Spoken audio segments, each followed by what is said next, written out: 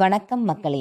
பிரேமா காமேஸ்வரனின் கதைகளின் உலகம் உங்களை அன்புடன் வரவேற்கிறது. இன்னைக்கு நீங்க கேட்க போற கதையின் தலைப்பு ஒரு பொழுதேனும். குரலால் உயிர் கொடுத்திருப்பது உங்கள் பிரேமா காமேஸ்வரன். இந்த கதை உங்களுக்கு பிடிச்சிருந்தா பிரேமா காமேஸ்வரன் ஆடியோ நாவல்ஸ் சேனலை சப்ஸ்கிரைப் பண்ணுங்க. கதைகள் கேட்க விரும்பும் உங்களோட நட்புகளுக்கும் ஷேர் பண்ணுங்க. மறக்காம உங்களோட கருத்துக்களை சொல்லுங்க. இப்போ கதைக்குள்ள போகலாம் வாங்க. அத்தியாயம் 18. யாருக்கும் காட்டிடாமல் ஒளித்து வைத்திருக்கும் என் சிறு பிள்ளைத்தனங்களை எல்லாம் மிச்சமில்லாமல் கொட்டிவிட வேண்டும் உன்னிடம் ஒரு பொழுதேனும்.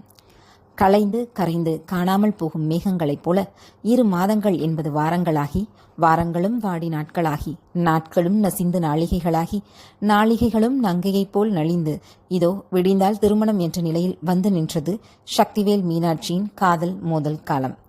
நிச்சயதார்த்தம் நடந்து கொண்டிருக்க அவளுக்கு கொடுக்கப்பட்ட நிச்சயப்பட்டினை உடுத்தி வர மணமகளின் அறை நோக்கி சென்றவளின் பார்வை சக்திவேலை தொட்டு மீளும் நேரங்களிலெல்லாம் சுட்டு பொசுக்கிக் கொண்டுதான் இருந்தது அவளை. 2 நாட்களாக தாயிடம் வாங்கியிருந்த வசவுகள் அவளை அவ்வாறு முறைக்க வைத்தது. எப்ப பார்த்தாலும் என் ஹைப்பர் டென்ஷன்ல வச்சிருக்கிறதுல அப்படி என்னதாண்டா சந்தோஷம் உனக்கு தான தம்பி வறுத்து எடுத்துக்கொண்டிருந்தாள் 2 நாட்களாக. அவளை சுற்றியிருந்த சுற்றங்கள் அனைவரின் முகத்திலும் கொள்ளை சந்தோஷம் கொட்டி கடக்க கொண்டாட வேண்டியவளோ கொண்டவனை கொலைவெறியோடு பார்த்து கொண்டிருந்தாள். அவளுக்கு மட்டுமேயான பிரத்யேக குறும்பு புன்னகை அவன் கண்களில் மட்டுமே தெரிந்திருக்க முகம் நிர்மலமாக இருந்தது எப்பொழுதும் போல அவளை சீண்டிக்கொண்டு. அதை பார்க்க பார்க்கத்தான் அவளுக்கு வெறியாகி கொண்டிருந்தது. முகூர்த்த புடவை எடுக்க வந்த நாளில் பேசிய பேச்சுகளில் குளிர்ந்து சிவந்து அவனுள் கரைந்து போக அவள் காத்திருக்க மீண்டும் மௌனச்சாமியாரானான் சக்திவேல். ரத்த அழுத்தம் ஏகத்திற்கும் எகிரி போனது மீனாட்சிக்கு. முறைத்து கொண்டு அவளும் முகத்தை தூக்கி வைத்து தெரிய முயன்றாலும் அலுவலகத்தில் அவள் நிலை அவனோடு பேச வேண்டிய கட்டாயத்தில் அவளை நிறுத்தியது. ஃபோன் பண்ணா கல்யாணம் நடக்கும், இல்லாட்டி நான் சிங்கப்பூர் பறந்துடுவேன் என்று குறுஞ்செய்தி ஒன்றை அவனுக்கு அனுப்பி வைக்க அவன் பார்த்துவிட்ட பின்பும் பதில் இல்லை அவளுக்கு. அவளுக்குள் அடங்கியிருந்த எரிமலை வெடித்து சிதற வார்த்தைகள் லாவா குழம்பாய் உடனிருந்த அஸ்வதியையும் கர்ணனையும் தான் சுட்டு பொசுக்கியது. மனுஷனாவ தினம் தினம் இதே வார்த்தைகளை கேட்டு பழகியதால் அவர்களும் அமைதியாக கேட்டுக்கொண்டு தங்கள் வேலைகளை செய்ய அதுவும் அவளுக்கு கோபத்தைத்தான் கொடுத்தது. திருமண வேலைகள் கோலாகலமாக இரு வீட்டிலும் நடந்து கொண்டிருக்க யாரிடம் சொன்னாலும் இந்த வாய்ப்பு வேண்டாம் என்பதுதான் அவளுக்கு பதிலாக கிடைக்கும். தன் தாய்க்கு தெரிந்தால் வேலைக்கே செல்ல வேண்டாம் என்று சொல்லிவிடுவார் என்பது அவளுக்கே திண்ணம். திருமணத்தை கைக்கெட்டும் தூரத்தில் வைத்துக்கொண்டு புவனாவிடமும் பேச முடியாது. அவர் எவ்வாறு முடிவெடுப்பார் என்பது அவளுக்கு தெரியாதே. இத்தனை வருடங்கள் அவள் அரும்பாடு பட்டதற்கு அவளுக்கு கிடைத்திருக்கும் பரிசு. அவள் தனது துறையில் அடுத்தபடியை எட்டி நிற்கும் நேரம். வேலையா சக்தியா என்ற கேள்வி அவள் முன்னே நிற்க என்ன செய்வது என்று தவித்து போனாள் மீனாட்சி.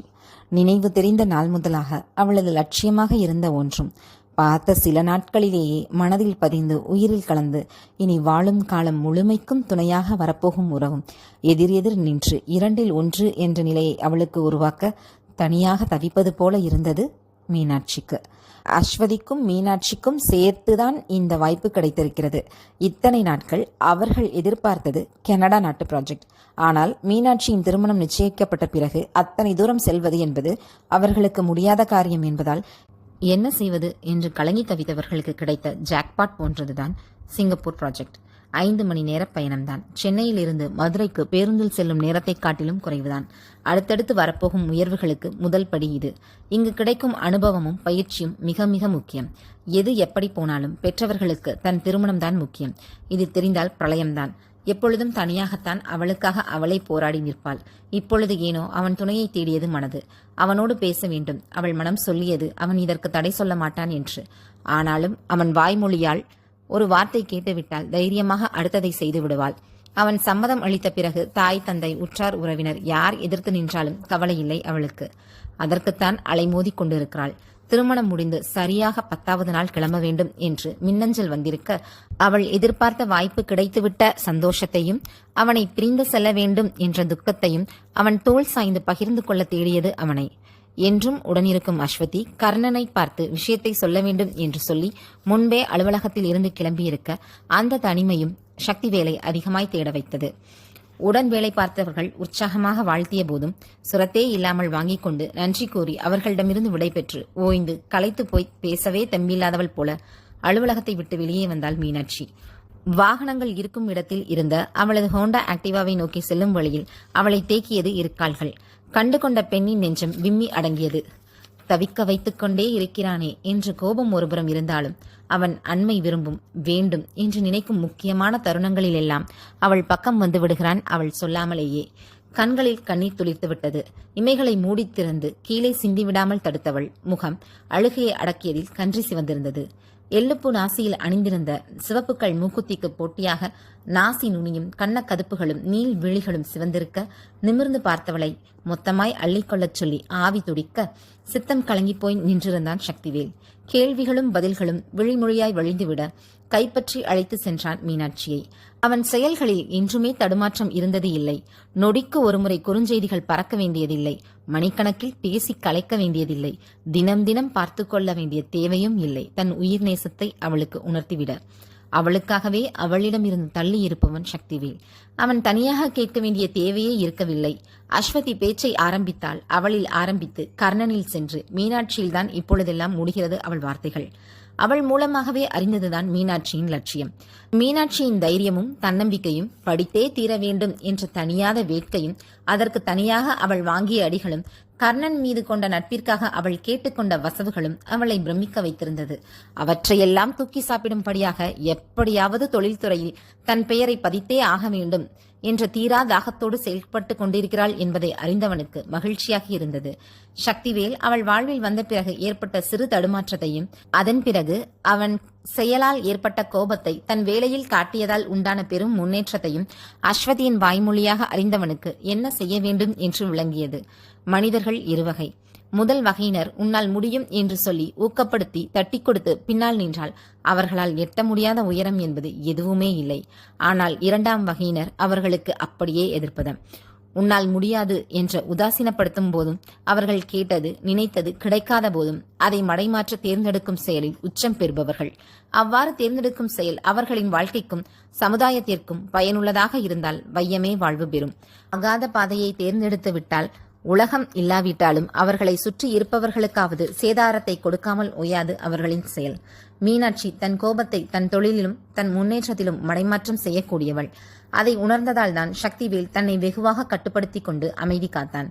என்னதான் உறுதியானவர்களாக இருந்தாலும் ஒவ்வொரு மனிதனுக்குள்ளும் சிறு குழந்தையின் தேடலும் தவிப்பும் இருக்கத்தானே செய்யும். அதிலும் மீனாட்சி முரண்பாடுகளின் மூத்த குழந்தை. அவளின் தவிப்பிற்கு உடமைப்பட்டவர்கள் உடன் இருந்துதானே ஆக வேண்டும். அவள் அடையத் துடித்த லட்சியத்தின் முதல் படியில் கால் வைத்திருக்கும் பொழுது அந்த சந்தோஷத்தை அவளுக்கு நிறைவாக கொடுக்க அவனால் மட்டும்தான் முடியும் என்பதையும் அறிந்ததால்தான் அவள் முன்னே வந்து நின்றான். கைப்பிடித்து அழைத்து சென்றவன் தன் காரில் அமர வைத்து வண்டியை செலுத்த ஆரம்பித்தான்.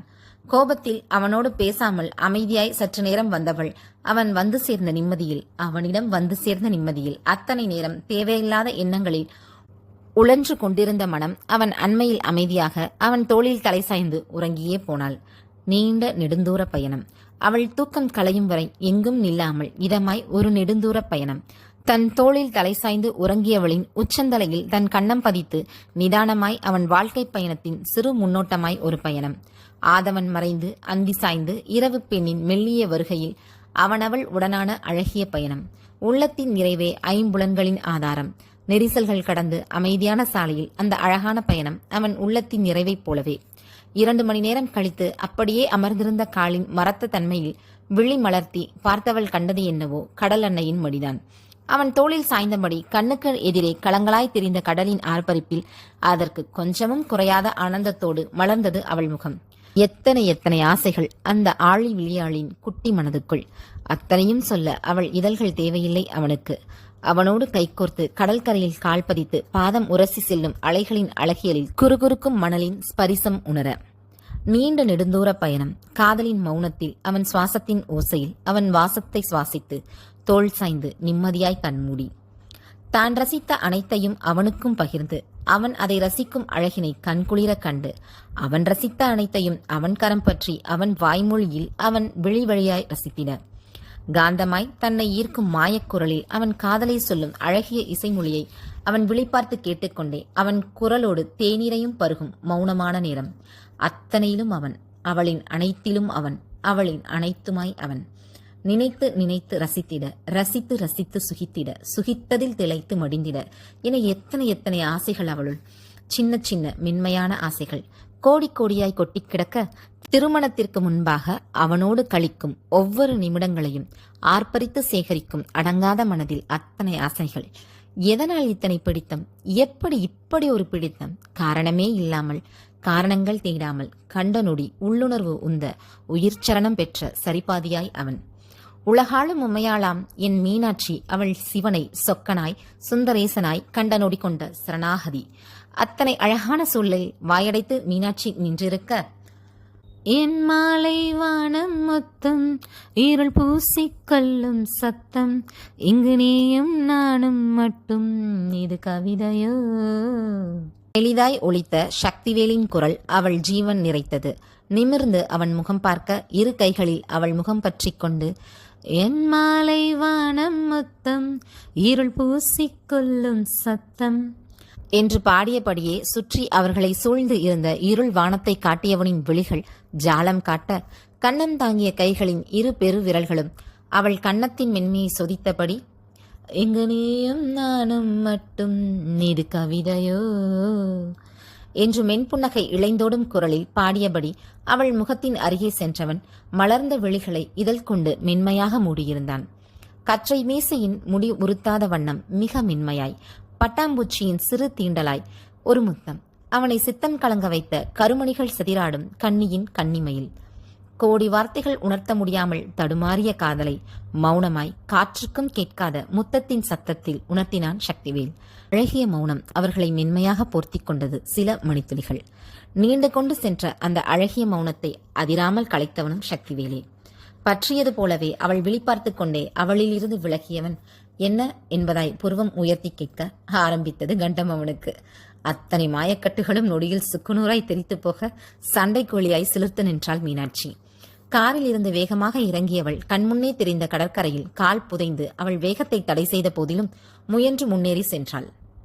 மலர்ந்த முகத்தோடு இதழில் அரும்பிய குறும்பு சிரிப்போடு அவளை தொடர்ந்து, ஆனால் நிதானமாக இறங்கி காரின் கதவை மூடி சாவியால் பூட்டிவிட்டு நிதானமாக நடந்து சென்றான் அவள் பின்னே. அவள் கடற்கரையை அடைந்து அலையில் கால் பதித்த பின்னரே அவளை அடைந்தவன் அவளுக்கு அருகே வந்து நின்று கைகளை மார்புக்கு குறுக்கே கட்டியபடி அவள் பார்த்த அதே திசையை பார்த்து கொண்டு அமைதியாக இருந்தான். சாடிஸ்ட் டானி, நீ எல்லாம் மனுஷனேல தெரியுமா என்று பொறுக்க மாட்டாமல் அவள் தான் பேச்சை ஆரம்பித்தாள். அவள் புறமாக திரும்பி நிதானமாக தலை முதல் கால் வரை அவளை அலசியவனின் பார்வை மீண்டும் அவள் முகத்தில் நிலை பெற, இப்படி இன்னொரு தடவை லுக்கு விட்டா கண்ணை தோண்டிடுவேன். என்னடா லுக்கு விட்டு பாட்ட பண்ண நீ பண்றதெல்லாம் சரினாகிடுமா? இல்ல நான் தான் விட்டுடுவேனா? என்னடா நினைச்சிட்டு இருக்கோம் மனசுல? அம்பானி கூட இந்த அழிச்சாட்டையும் பண்ண மாட்டாருடா. 4 கடையை வச்சுட்டு நீ இந்த பாடுபடுத்துற. ஒரு கால் பண்ண மாட்டேங்கிற, பேச மாட்டேங்கிற. என்னதான் நினைச்சிட்டு இருக்க? எத்தனை தடவை நீங்க பேசுவேன்னு வெயிட் பண்ணியிருக்கேன் தெரியுமா? மதிச்சியாடா மங்குஸ் மண்டையா? அப்பப்போ வந்து மொத்தமா சுருட்டி எடுத்துட்டு அப்புறம் சத்தமே இல்லாம காணாம போயிடுற என்று கோபத்தில் இறைந்தவள், பொம்பளை பிள்ளை படிக்கவே கூடாதுன்னு சொன்னவங்க முன்னாடி என் படிப்பு மூலமா நீங்க யாருமே எட்ட முடியாத உயரத்தை எட்டி இருக்கேன்னு என் ஊருக்கு காட்டணும். அதுக்கு நான் இன்னும் நிறைய தூரம் போகணும். முதல் படி கால் எடுத்து வச்சிருக்கேன். எங்கள் அம்மா கண்டிப்பாக இதுக்கெல்லாம் ஒத்துக்க மாட்டாங்க. இப்போல்லாம் எங்கள் அப்பா கூட நான் சொல்கிறத கேட்க மாட்டாங்க. ஆன்சைட் போகவே கூடாதுன்னு நிற்பாங்க. அதுவும் தலைக்கு மேலே கல்யாணத்தை வச்சுட்டு பொட்ட பிள்ளைக்கு என்ன நாடு விட்டு நாடு போகிறதுன்னு கேட்பாங்க. அம்மா அப்பா அண்ணங்க இப்படி அழகான குடும்பம் தான். அவங்க சொல்கிறதெல்லாம் கேட்டால் யாருக்குமே கிடைக்காத வாழ்க்கை தான். ஆனால் எனக்கு அவங்க வாழ்க்கையோட ஒத்து போக முடியலை. காலையில் எந்திரிக்க, வீட்டு வேலை பார்க்க, புருஷனை கவனிக்க, பிள்ளைங்களை கவனிக்க, நைட்டு தூங்க, நல்ல நாள் விசேஷத்துக்கு புது துணி எடுக்க, நகை நட்டெல்லாம் போட்டுட்டு விசேஷத்தில் போய் நிற்க, இப்படின்னு இருக்கிற வாழ்க்கை ரொம்ப செழிப்பாக இருக்குது. பிறந்தோம் வளர்ந்தோம் வாழ்ந்தோம் செத்தோன்னு என்ன வாழ்க்கை? ஏதாவது சாதிக்கணும் போல் ஆசையாக இருந்துச்சு. அப்போ தான் படித்தா பெரிய ஆளாக வரலான்னு சொன்னாங்க, சாதிக்கலாம்னு சொன்னாங்க, 4 பேர் உன்னை பார்த்து வெளியே வருவாங்கன்னு சொன்னாங்க.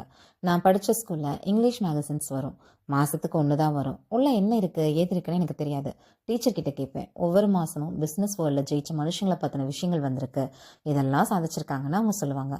அந்த ஃபோட்டோஸ், அதில் அவங்க முகத்தில் தெரிகிற கம்பீரம், ஒரு ஆளுமை எனக்கும் வேணும்னு தோணும். என்னோட முகமும் இது போல் சாதனைகள், அதுவும் தொழில்துறையில் சாதனை செஞ்சதாக வரணும்னு அப்போவே ஆசை. Business magnate, business tycoon, business வோல்கிங், இப்படியெல்லாம் பசங்களை மட்டும் சொல்லிக்கிட்டு இருக்க உலகத்தில் ஒரு பொண்ணா இறங்கி நின்று அடிக்கணும்னு அவ்வளோ ஆசை. அதுக்கு படிக்க ஆசைப்பட்டேன். ரொம்ப பெரிய போராட்டம் வந்துச்சு. அதுக்கப்புறம் எல்லாத்துக்குமே போராட்டம் தான். போராடி போராடி வலிக்குதுங்க. தனியாக போராட முடியலை. அவங்கள பார்த்ததுக்கப்புறம் சுத்தமாக முடியல.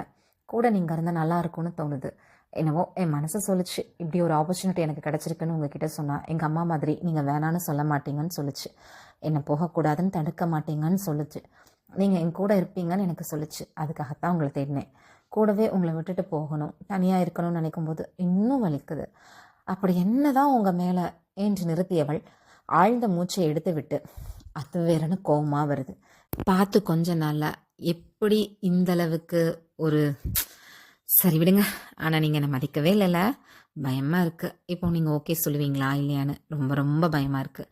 நீங்களா என்னோட கெரியரான என்கிட்ட கேள்வி கேட்டுடுவீங்களோன்னு கோபமாய் ஆரம்பித்து கண்களில் தேங்கிய நீரோடு அவள் மனதின் போராட்டங்களை ஏக்கங்களை சொல்லிக்கொண்டே வந்தவளின் இதழ்களை ஒரு விரல் கொண்டு அழுத்தமாய் மூடியவன் தோளோடு சேர்த்து அணைத்து சில நிமிடங்கள் அமைதியில் கரைத்தான்.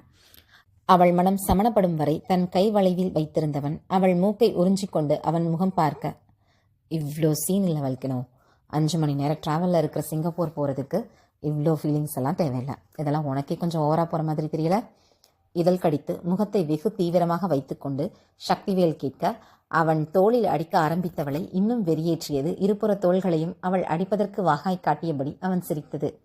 ஒரு கட்டத்தில் அவன் செயலை கண்டு அவளாலும் சிரிப்பை அடக்க முடியவில்லை.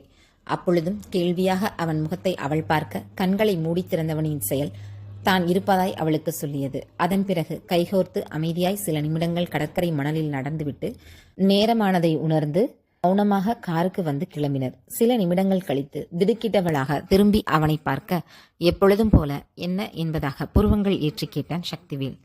ஷபா என்று பெருமூச்சு விட்டு தன்னை சீர் செய்தவள் ஒன்றை சொல்ல நல்ல பிள்ளையாக தலையாட்டி கேட்டுக்கொண்டவன் அப்படியே அதற்கு எதிர்மாறாக செய்து வைத்து மீண்டும் அவள் இரத்த அழுத்தத்தை ஏற்றிவிட்டான். அதில் அவன் அழைத்தும் அவள் அழைப்பை ஏற்காமல் சுற்றவிட்டாள். அவனுக்கு அவள் என்றும் அவளுக்கு அவன் என்றும் உலகறிய நிச்சயம் செய்யும் இந்த நிமிடங்களிலும் முறைத்து கொண்டுதான் இருந்தாள் அவன் செய்த செயலால். நேரம் ஒதுக்கி இந்த கதையை கேட்ட உங்களுக்கு என்னோட பேரன்புகளும் பெருநன்றிகளும். மீண்டும் அடுத்த அத்தியாயத்தில் சந்திக்கும் வரை உங்களிடமிருந்து விடைபெறுவது உங்கள் பிரேமா காமேஸ்வரன். இந்த கதை உங்களுக்கு பிடிச்சிருந்தா பிரேமா காமேஸ்வரன் ஆடியோ நாவல்ஸை சப்ஸ்கிரைப் பண்ணுங்க. கதைகளை கேட்க விரும்பும் நட்புகளுக்கும் ஷேர் பண்ணுங்க. மறக்காம உங்களோட கமெண்ட் சொல்லுங்க. நன்றி, வணக்கம்.